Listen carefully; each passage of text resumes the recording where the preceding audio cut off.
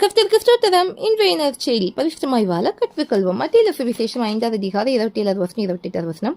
விபசாரம் செய்யாதிருப்பாயாக என்பது பூர்வத்தாறு குறைக்கப்பட்டது என்று கேள்விப்பட்டிருக்கிறீர்கள். நான் உங்களுக்கு சொல்லுகிறேன், ஒரு ஸ்திரியை இச்சையோடு பார்க்கிறவனும் தன் இருதயத்தில் அவளோட விபசாரம் செய்தாயிட்டு. அதாவது இச்சை பாவங்கிறது நம்ம இந்த வசனத்தின் மூலமா தெரிஞ்சுக்கலாம் இல்லையா? நம்மளுக்கும் இப்படிப்பட்ட இச்சையான காரியங்கள் இருக்கக்கூடாது. இதுதான் கர்த்தராகிய இயேசு கிறிஸ்து நமக்கு சொல்கிற வார்த்தை. அப்போ நம்ம அதுக்கு என்ன பண்ணணும் தெரியுமா?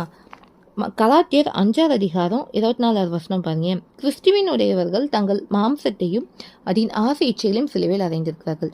இன்னைக்கு நம்மளுக்கு வேண்டிய ஆசை இச்சைகளை சிலுவையில் அறைந்து இயேசுவுக்காக வாழ்ந்தோன்னா நம்ம வாழ்க்கை பரிசுத்தமாக இருக்கும்.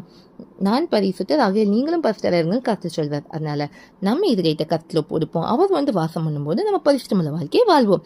இதுவே இன்றைய நற்செய்தி. தேவனுக்கு மகிமை உண்டாகட்டும்.